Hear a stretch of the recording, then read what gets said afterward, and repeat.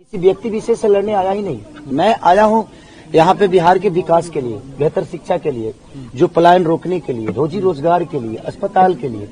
तो बिहार में मुझे लगता है कि सरकार जब तक नहीं बदलेगी तब तक आप बेहतर विकास नहीं सोच सकते हैं। तो पहले आप अपने आप को बदलो और सरकार बदलो, तभी जाके बेहतर आप विकास सोच सकते हो। कौन मेरे पे टिप्पणी कर रहा है, कौन मेरे पे क्या कर रहा है, उससे बिहार का विकास का कोई लेना देना नहीं है। तो मैं चाहता हूं कि बातें हम कम करें और हम अपने बच्चों के भविष्य के लिए क्या बेहतर किए हैं और सरकार ने क्या बेहतर दिया है उस पर चर्चा करें, तो शायद सरकार को भी समझ में आएगा। आज जितने भी प्रशासनिक लोग यहाँ पे हैं, इनका 2004 से पेंशन नहीं मिलता। बताइए कितनी दुख की बात है कि अपने बच्चों को जब रिटायर होंगे तो क्या जवाब देंगे। इनका जब पोस्टिंग होता है तो घर से कम 200 किलोमीटर दूर हो जाता है।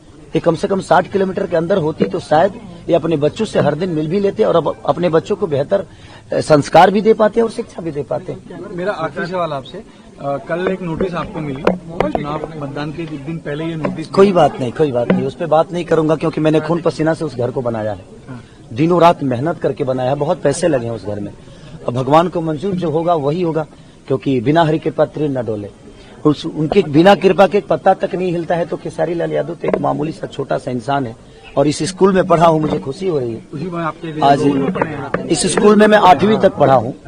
8वीं तक हमारे ज्ञान मास्टर जी थे, प्रदीप सर थे, बहुत सारे। कभी सोचा था कि इस मुकाम पे पहुंचेंगे और स्कूल में लोग आपके लिए मतदान करने आएंगे? मैं जिंदगी में सोच के कुछ नहीं करता रहता हूँ और अपने आप पूरा होता है, क्योंकि मैं मेहनती इंसान हूँ और मेहनत पे भरोसा करता हूँ। इससे ज्यादा मेरे जीवन में कुछ नहीं है। एक मेहनत की मेरा आखिरी सवाल आपसे, आपके खिलाफ कैंपेन चल रहा है कि खेसारी तो सुपरस्टार हैं, जब जीतेंगे अगर चुनाव तो महाराष्ट्र में ही रहेंगे, मुंबई में रहेंगे, क्योंकि उनका काम तो प्राइमरी काम तो उनका फिल्म और अभिनेता। हमारे कहने का मतलब बेटा ही हो और अंधा हो तो एक लोटा पानी दे सकता है आपको। 10 साल से छपरा में सीएन गुप्ता चाचा विधायक थे और नाला और वहाँ के जल जमाव की स्थिति आप जाकर देख लीजिए।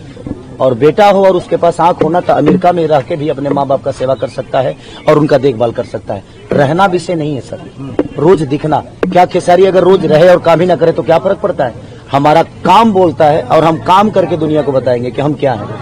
हम ये नहीं कि हम रह के ऐसे बताइए। यहाँ पे तो बहुत सारे लोग हैं माँ बाप के साथ नहीं रखते हैं, वृद्धाश्रम भेज देते हैं। तो उस बेटे का क्या मतलब है?